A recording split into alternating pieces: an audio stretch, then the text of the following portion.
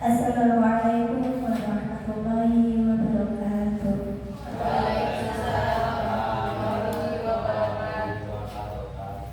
Alhamdulillahirabbil alamin. Wassalatu wassalamu ala asrofil anbiya'i wal mursalin wa ala alihi wa ashabihi ajmain, amma ba'du. Yang saya hormati Bapak Kepala Sekolah SD Negeri 1 Gaya Baru 5, Bapak Wiji Nugroho. Yang saya hormati pembawa acara Ibu Arifah Nurasih, JGP Angkatan 10 Kabupaten Lampung Tengah. Yang saya hormati Bapak Ibu Guru SD Negeri 1 Gaya Baru 5.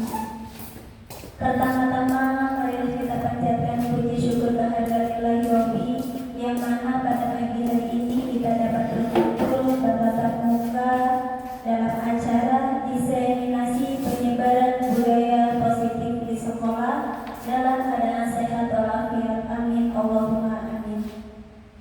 Salawat serta salam tetap tercurahkan kepada junjungan kita Nabi Agung Muhammad Sallallahu Alaihi Wasallam, yang kita nantikan syafaatnya kelak yaumil qiyamah. Amin Allahumma amin.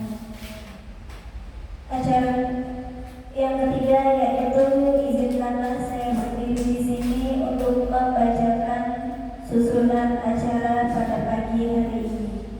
Acara yang pertama yaitu pembukaan, acara yang kedua sambutan kepala sekolah, acara yang ketiga inti, acara yang keempat tanya jawab dan diskusi, acara yang kelima yaitu penutup. Untuk menyingkat waktu, marilah kita buka acara pada pagi hari ini dengan membuka basmalah. Bismillahirrahmanirrahim. Untuk meningkat acara yang kedua yaitu sambutan dari kepala sekolah kepada Bapak Wiji Nugroho, kami aturkan.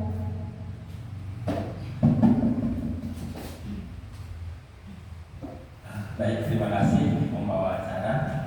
Assalamualaikum warahmatullahi wabarakatuh.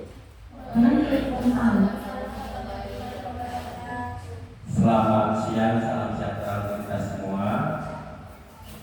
Yang saya hormati Bapak Ibu Dewan Guru SD Negeri 1 Gaya Baru 5. Marilah pertama-tama kita panjatkan bersyukur kehadirat Tuhan karena pada pagi hari ini kita bisa dipertemukan kembali di ruang kelas ini untuk melakukan diseminasi.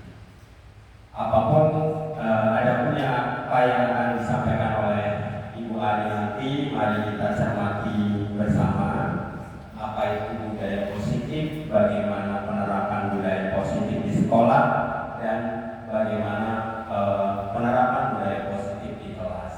Karena penting bagi kita sebagai guru sekaligus sebagai pelaksana program-program sekolah. Dalam hal ini lebih mengarah kepada penanaman profil pelajar Pancasila yang terdapat dalam 6 dimensi profil pelajar Pancasila, di antaranya adalah beriman dan bertakwa kepada Tuhan Yang Maha Esa dan berakhlak mulia, gotong royong, berpendidikan global, mandiri, bernalar kritis dan kreatif.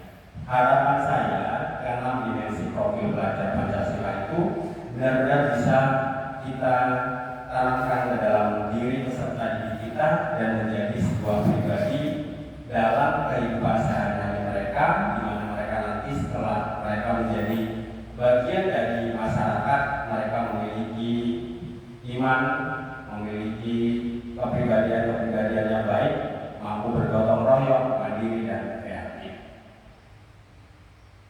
Budaya positif adalah salah satu cara yang bisa kita gunakan sebagai upaya untuk menanamkan karakter-karakter baik di sekolah. Saya mengapresiasi sekali pada guru-guru yang berupaya menerapkan itu sebagai sebuah budaya, yang artinya ketika budaya itu sudah ada di dalam diri kita sebagai bagian dari sekolah, sebagai warga sekolah, maka tidak ada lagi perintah-perintah untuk melakukan budaya yang baik tersebut, karena itu akan keluar dari dalam diri kita sendiri. Kita menyadari bagaimana pentingnya membersihkan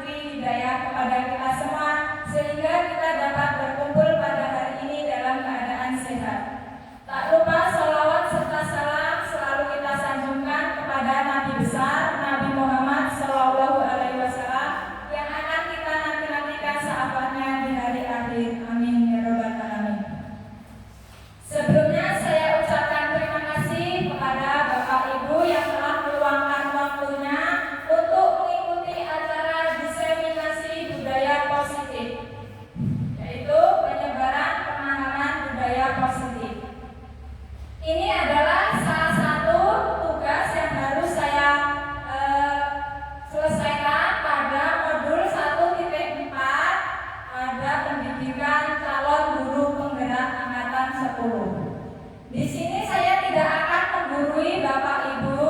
Di sini kita belajar dan diskusi bersama. Next, Mas. Sebelumnya perkenalkan, saya Arifah Nurasi, CGP Angkatan 10 Kabupaten Lampung Tengah. Saya bertugas di SD Negeri 1 Gaya Baru 5, Kecamatan Bandar Surabaya, Kabupaten Lampung Tengah. Next.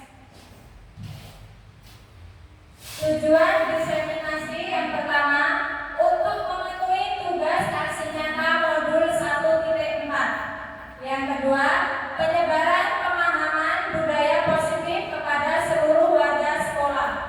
Yang ketiga, mengajak warga sekolah untuk bersama-sama menerapkan budaya positif. Next. Konsep inti budaya positif. Di sini ada 8 materi yang nanti akan saya sampaikan. Yang pertama, perubahan paradigma belajar. Yang kedua, disiplin positif. Yang ketiga, nilai-nilai kebajikan. Yang keempat, kebutuhan dasar manusia. Yang kelima, motivasi perilaku manusia. Yang keenam, posisi kontrol guru.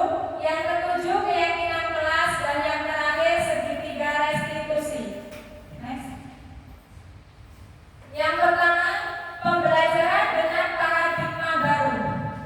Pembelajaran yang dirancang berdasarkan prinsip pembelajaran berdiferensiasi.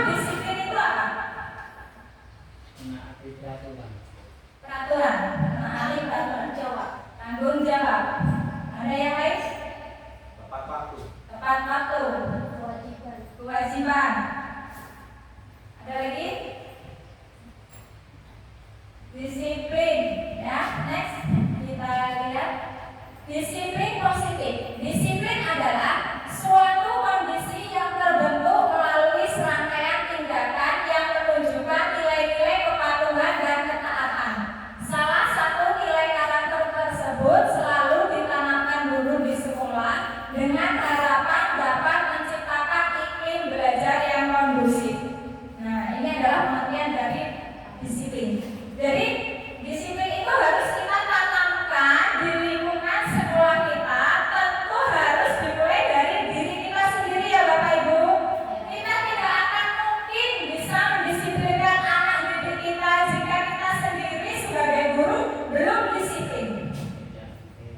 Seperti pemahaman filosofi Ki Hajar Dewantara, ingkang sosok tulodo, ingkang dia manggon karso, yang di depan memberi contoh. Kita sebagai guru digugu lan ditiru. Apapun yang kita lakukan, sikap, perkataan, dan apa yang anak didik lihat terhadap kita, mereka akan menirunya. Kita menginginkan anak didik kita berangkat pagi, jangan terlambat. Tapi kita sudah koreksi diri belum? Apakah kita sudah memberi contoh kita berangkat pagi? Kita meminta anak didik untuk membuang sampah di tempatnya. Apakah kita sudah memberi contoh tersebut?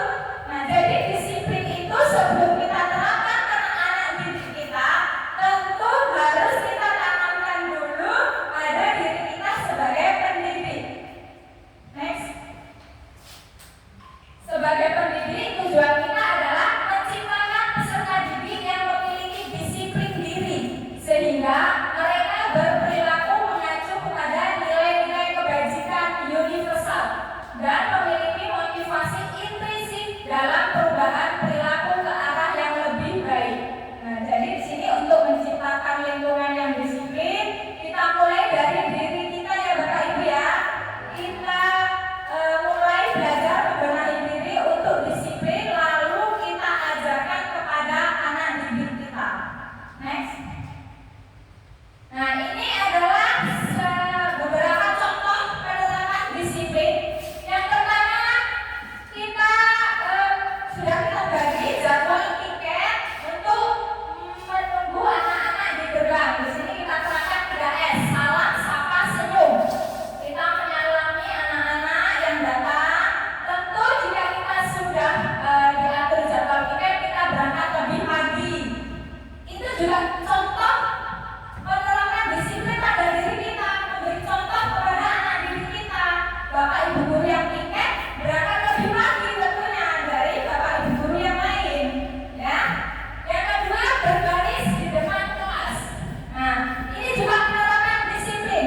Apa yang kita lihat dari berbaris di depan ini? Nilai disiplin apa?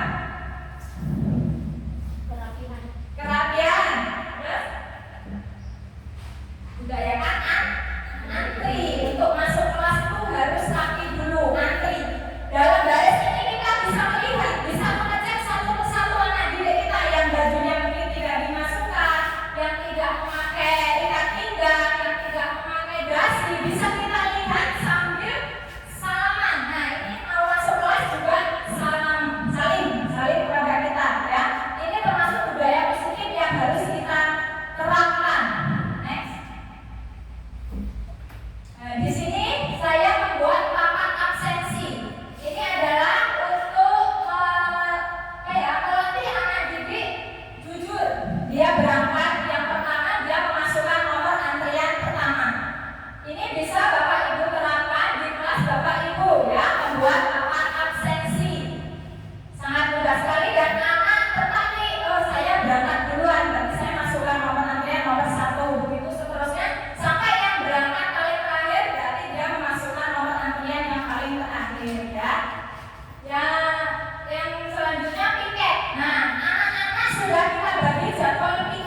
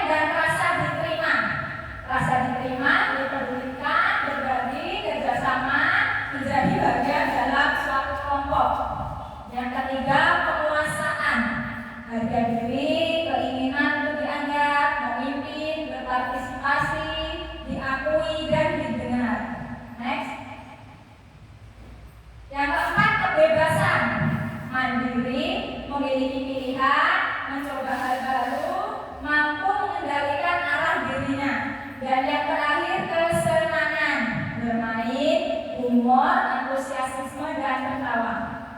Nah, Bapak Ibu, kita sering sekali menjumpai anak-anak yang bermasalah saat proses pembelajaran ya. Mungkin anak itu mencontek, mungkin anak itu makan di kelas, atau mungkin anak terlambat. Sebelum kita meninjau lebih jauh masalah anak itu, kita harus mengetahui kebutuhan dasar apa yang belum terpenuhi. Nah, contohnya saat saya sedang mengajar, ada salah satu murid saya makan di kelas. Saat saya tanya, kenapa kok makan di kelas? Dia menjawab lapar. Kalau dia menjawab lapar, kebutuhan dasar apa yang belum terpenuhi? Yang mana? Bertahan hidup. Kalau dia jawab lapar Bu, berarti untuk bertahan hidup. Kalau misalnya dia menjawab kenapa kamu makan di kelas? Biar keren aja Bu, hebat kalau makan di kelas. Itu berarti apa? Yang mana? Kebebasan, penguasaan. Dia merasa berkuasa. Kalau di kelas, aku hebat bisa makan di kelas saat belajar. Kalau misal dia menjawab iseng aja Bu, itu kira-kira yang mana? Kesenangan ya. Jadi sebelum kita meninjau lebih jauh saat anak ada masalah, kita lihat dulu kebutuhan dasar apa yang belum terpenuhi.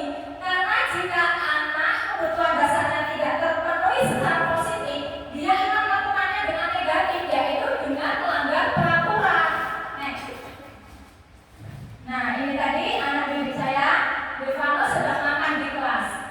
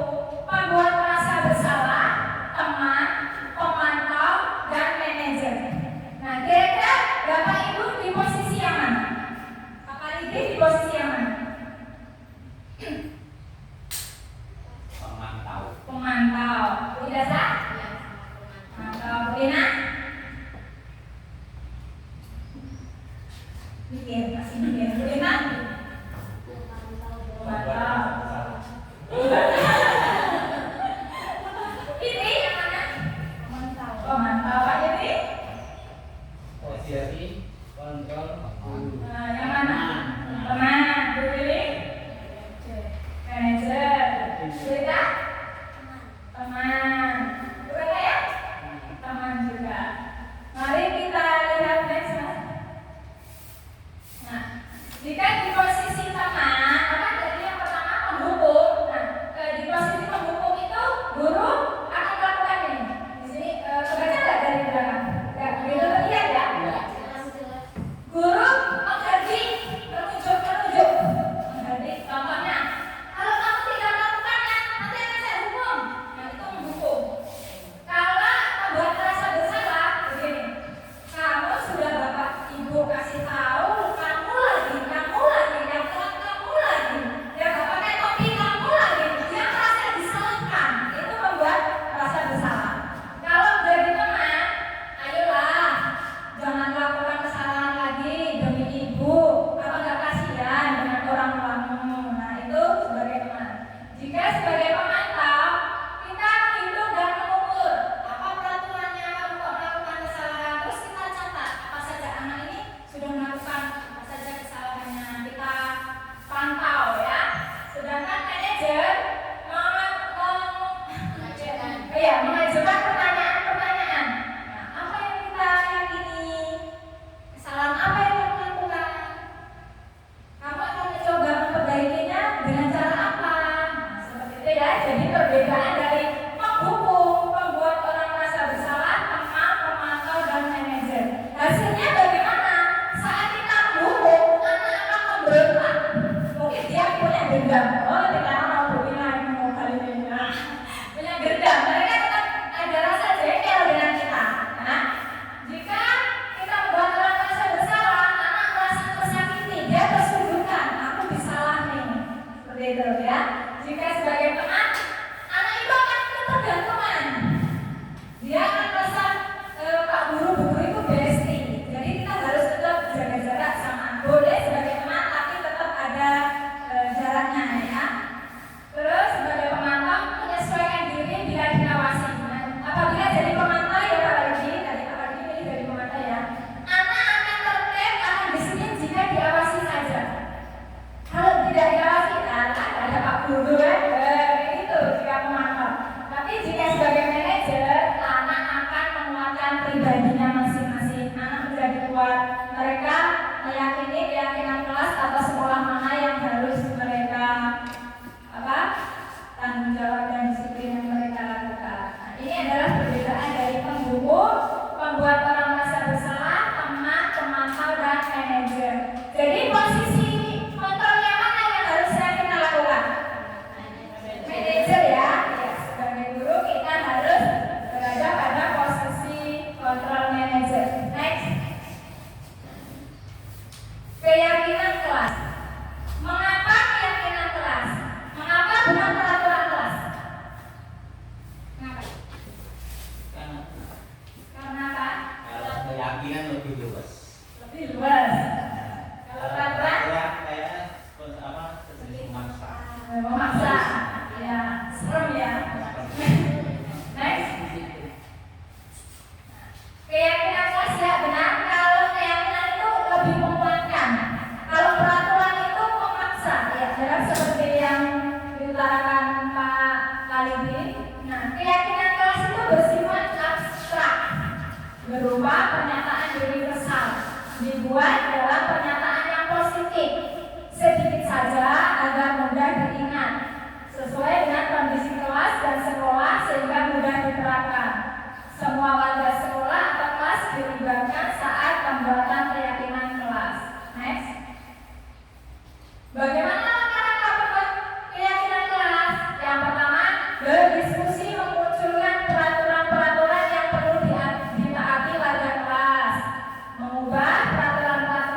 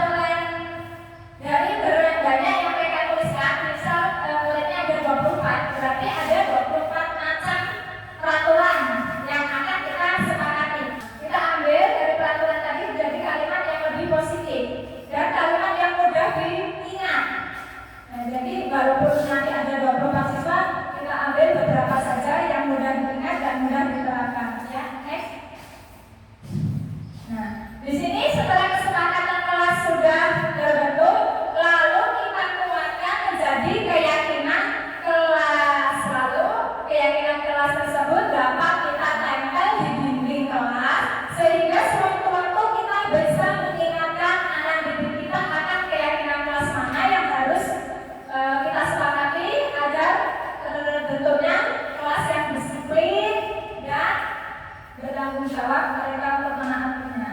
Next. Ini contoh keyakinan kelas 5B. Di sini siswa hadir di kelas tepat waktu. Mungkin peraturannya tidak boleh terlambat. Itu kan kalimat negatif ya. Kita ubah menjadi kalimat positif. Siswa hadir di kelas tepat waktu.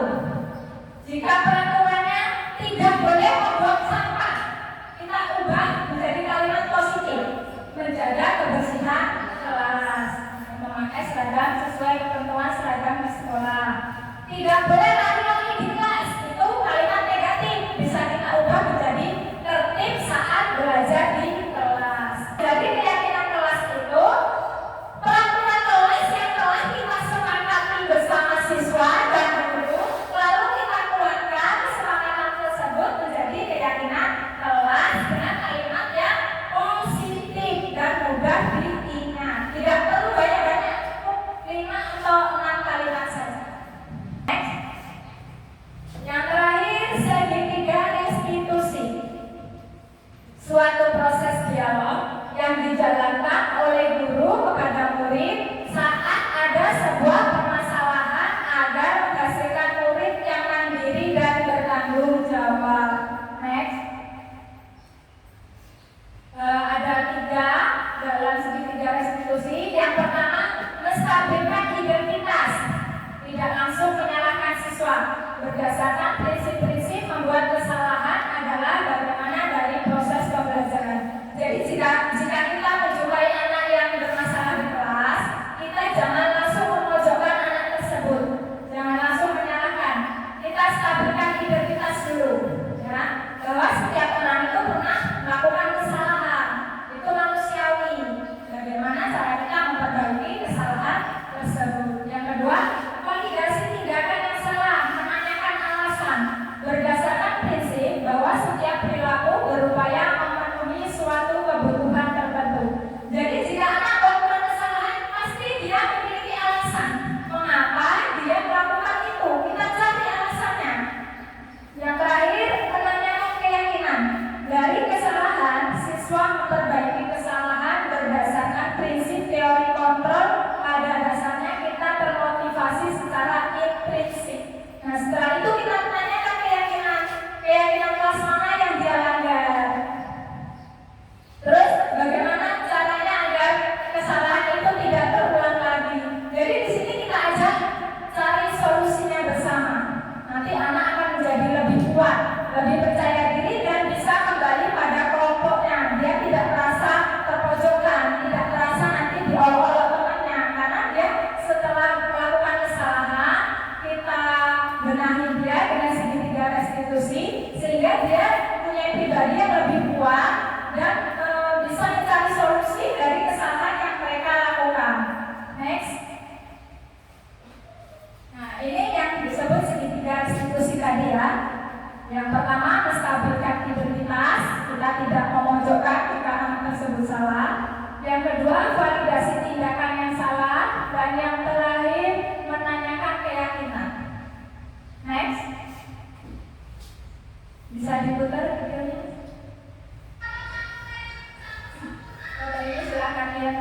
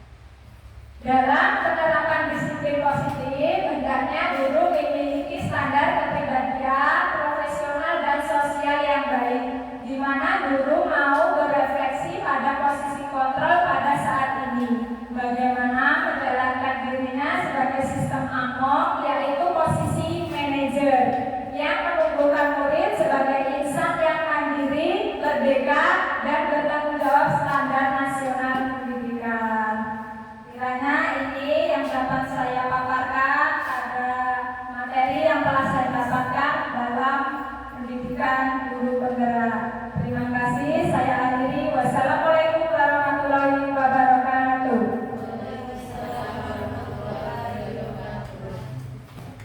Nggak ada tanya jawab. Ya, ini mari ke moderator. Kepada beliau kami aturkan terima kasih. Untuk acara yang selanjutnya yaitu tanya jawab dan diskusi. Untuk Bapak Ibu yang ingin bertanya, dipersilakan untuk bertanya kepada pembawa materi. Karena Bapak Ibu bertanya, Ya, Ibu Yus.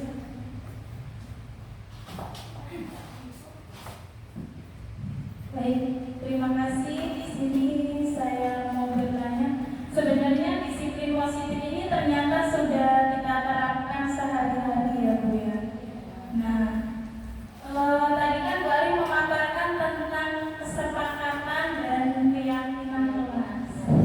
Apakah keyakinan kelas itu dibentuk sebelum kesepakatan atau bagaimana perbedaan yang lebih terlihat? Berikan contohnya. Kemudian bagaimana cara kita memberi hukuman ke anak? Apakah masih boleh gitu ya? Karena kan sekarang dikit-dikit guru kenakal gitu ya Bapak Ibu. Ya, udah gitu aja. Terima kasih Bu Yus tadi bertanya apa perbedaan dari kesepakatan kelas dan keyakinan kelas itu. Kesepakatan kelas itu adalah, jadi di kelas itu kita membuat peraturan bersama siswa tadi ya, kita bagikan kertas-kertas kecil, mereka kita ajak menuliskan peraturan kelas. Dari peraturan kelas yang mereka tuliskan itu, kita sepakati mana saja yang peraturan akan kita pakai selama proses pembelajaran. Nah, jadi kesepakatan kelas itu adalah dari peraturan kelas yang kita sepakati bersama. Sedangkan keyakinan kelas, dari kesepakatan kelas tersebut kita kuatkan menjadi keyakinan kelas dengan kalimat-kalimat yang positif, mudah diingat, bersifatnya universal, dan bisa kita tempel di dinding seperti saya, tapi itu masih lama, jadi di situ masih kesepakatan kelas. Ternyata dia lebih kuat lagi, dari kesepakatan kelas itu kita ubah namanya menjadi keyakinan kelas. Gitu Bu Yus? Ya, benar sekali. Keyakinan terbentuk dari kesepakatan yang telah kita sepakati bersama. Awalnya peraturan kelas ya. Di situ kalimatnya dibuka menjadi positif. Untuk pertanyaan kedua tadi ya. Untuk penghukum. Nah, sebenarnya Bapak Ibu di zaman yang sekarang ini, guru itu serba salah di mata masyarakat. Apapun yang kita lakukan salah pokoknya. Setelah itu salah, perpisahan salah, ya kan? Nah, apalagi di saat lagi genting-gentingnya kemarin staditur itu ya, guru selalu dipojokkan. Sebenarnya dari modul yang telah saya pelajari, di situ saya juga merasa, saya ternyata selama ini salah. Saya masih sering melakukan hukuman. Gimana Bapak Ibu? Menurut Bapak Ibu bagaimana? Di kelas masih sering menghukum nggak? Masih? Kalau saya pribadi masih. Sebelum saya belajar di modul 1.4, saya masih sering menghukum. Misalnya yang tidak mengerjakan PR, kamu tidak mengerjakan PR, berarti kamu harus membersihkan kelas. Nah, itu saya juga sering menghukum. Ternyata kita sebagai pendidik tidak disarankan menghukum. Yang disarankan untuk kita yaitu posisi manajer. Nah, seperti itu. Ada yang lain? Saya kembalikan ke moderator. saya tambahi gitu. Berkaitan dengan disiplin positif itu, harapannya kenapa disiplin positif itu ada penerapan hukuman, kemudian konsekuensi atau resiliensi.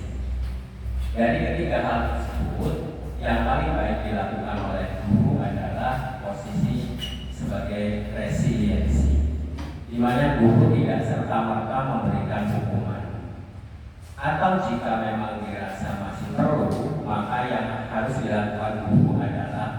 konsekuensi, bukan hukuman. Apa bedanya konsekuensi dengan hukuman? Misal, seorang anak tidak mengerjakan PR, kemudian disuruh untuk membersihkan ruang kelas atau WC. Itu bukan konsekuensi karena tidak ada hubungannya dengan tugasnya. Konsekuensinya misalnya dia harus mengerjakan pada saat itu dalam tempo waktu yang tepat. Itu konsekuensi karena semuanya harus sama. Jadi bagi yang lainnya sudah mengerjakan dan yang belum mengerjakan harus mengerjakan. Konsekuensinya apa? Mungkin waktunya hanya sebentar. Itu arti dari kata konsekuensi. Kemudian misalnya ada anak membuang sampah sembarangan. Kalau bapak ibu memberikan reaksinya berupa push up misalnya, itu adalah hukuman. Tapi kalau konsekuensi terhadap apa yang dilakukan itu, apa yang harus kita lakukan? Berarti karena dia membuang sampah sembarangan, maka dia konsekuensi harus membersihkan ruangan kelas atau lingkungan sekolah. Nah itu konsekuensi. Jadi konsekuensi dan hukuman bedanya. Kalau konsekuensi ada hubungannya antara kesalahan dengan apa yang harus dilakukan, itu konsekuensi. Harapannya dapat tumbuh di dalam kesadaran, bukan karena paksaan. Itulah inti dari disiplin positif. Makanya dalam hal sebagai seorang kepala sekolah, saya juga sebenarnya menginginkan itu ada di dalam diri bapak ibu. Saya tidak mau memaksa, saya juga tidak ingin memberikan aturan yang terlalu ketat, tapi saya ingin dari setiap hal yang misalnya saya sampaikan, kemudian perilaku saya itu bisa memotivasi bapak ibu untuk menumbuhkan disiplin. Pun saya yakin masih banyak kurangnya. Intinya seperti itu. Jadi kalau kita menerapkan disiplin ini memang agak sulit Pak. Kita tidak bisa seperti membandingkan petani. Beda dengan hukuman. Kalau bapak ibu menggunakan cara hukuman, hari ini diterapkan mungkin besok sudah kelihatan rapi, tetapi itu hanya sementara. Saat bapak ibu tidak ada, jangan berharap itu bisa terjadi. Nah, karena bukan berasal dari kesadaran. Nah itu bedanya disiplin positif dengan cara lama yang kita gunakan berupa hukuman. Saya yakin kalau misalnya seorang guru menerapkan cara disiplinnya berupa hukuman atau aturan kelas yang ketat, ketika guru itu ada, ketatnya akan rapi, kemudian terlihat rapi, kemudian terlihat baik, ya anak-anaknya tenang. Tapi ketika guru itu tidak ada, maka kita akan bisa melihat bahwa sama sekali tidak ada efeknya hukumannya. Beda dengan disiplin positif. Ketika disiplin positif itu sudah ada dalam diri murid, maka tidak ada guru pun murid akan terlihat rapi. Demikian juga hal itu bisa kita lihat dalam diri kita Bapak Ibu. Kalau kita sudah menyadari posisi, menyadari tugas, tanggung jawab dan kewenangan kita masing-masing, tidak ada saya pun sekolah atau kondisi. Itu gambarannya seperti itu. Ya, baik, terima kasih. Terima kasih atas penguatannya dari Bapak Didi. Mungkin ada lagi yang lain bertanya? Pak Didi mungkin ada masalah apa kita pecahkan di sini? Kan tadi membuat keyakinan kelas ya, itu untuk 17. Kalau begitu maka apa kolaborasi menandakan di situ atau bikin sendiri? Ya, kalau guru mata pelajaran juga disarankan membuat keyakinan kelas. Karena keyakinan kelas itu tidak hanya guru kelas saja, sedangkan guru mata pelajaran juga setiap jam pelajaran masuk di kelas. Ya Bapak buat saja dengan anak-anak. Mungkin ini keyakinan kelas saat jam agama bersama anak-anak. Bisa Bapak terapkan di saat ini berlaku mungkin di saat jam pelajaran dengan Bapak. Tentu Pak Yudi punya kesepakatan apa keyakinan kelas berbeda ya dengan saya. Mungkin kalau Pak Yudi harus membawa Al-Quran, mungkin kesepakatannya seperti itu. Pasti beda. Nah, jadi guru kelas dan guru mata pelajaran pun tetap harus membuat keyakinan kelas.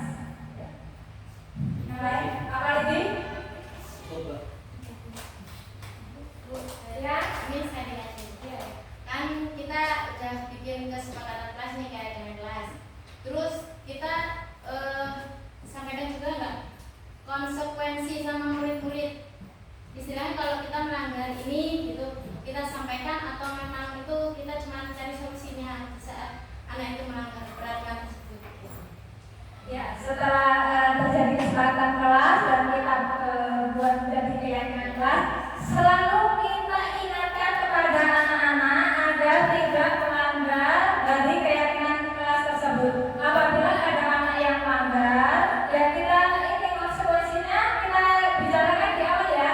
Nanti kalau terlambat, berarti harus tinggal 10 menit, misal dia terlambatnya 10 menit di kelas, tidak boleh istirahat dulu. Atau jika dia mencolek-colek buku temannya, konsekuensinya harus membersihkan buku temannya tersebut. Nah, jadi konsekuensi itu ya kita bicarakan di awal saat terbentuknya keyakinan kelas. Berarti kita sepakati bersama ya. Ya, konsekuensinya apa? Ya. Ya, seperti itu. Yang lain, mungkin kita sharing aja berbagi apa mungkin Bapak Ibu di kelas tentang ada apa masalah apa yang bingung untuk mengatasi anak tersebut di akhir ya, gimana? Saya yang satu minta solusi dari Bapak Ibu semua dari sini karena saya mengajar di kelas rendah itu saya terkadang menemukan kesulitan pada anak yang belum bisa baca tapi sudah mengerti hurufnya. Itu kan setiap saya suruh baca dia ini apa bu menggadaikan hurufnya itu kan masih susah ya bu. Ini ba ba. Nah, saya ajarin seperti itu setiap setelah anak-anak udah kelar saya suruh membuat. Nah itu saya ajarin tapi di rumah itu dia nggak belajar bu. Maksudnya dari belakang keluarganya itu kurang mendukung lah. Jadi saya merasa kesulitannya di situ dari keluarganya tidak mendukung dan saya sendiri kalau hanya di sekolah saja rasanya kurang. Itu bagaimana? Sudah pernah Ibu komunikasikan dengan orang tuanya?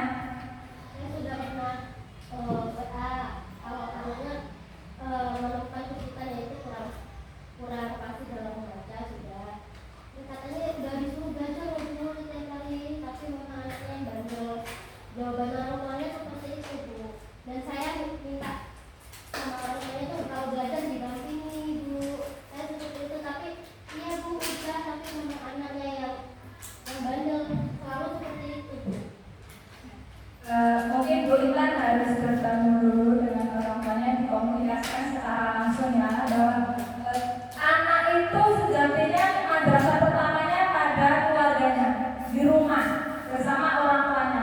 Di sekolah bersama kita berapa jam? Mungkin dari jam 7 sampai kalau kelas rendah jam 10, jam 11 kita pulang. Jadi waktu kita untuk mengajari anak itu juga tidak lama. Jadi ya kita harus mengkomunikasikan dengan orang tua bahwa anak tersebut masih perlu bimbingan dan dampingan untuk belajar karena belum bisa membaca.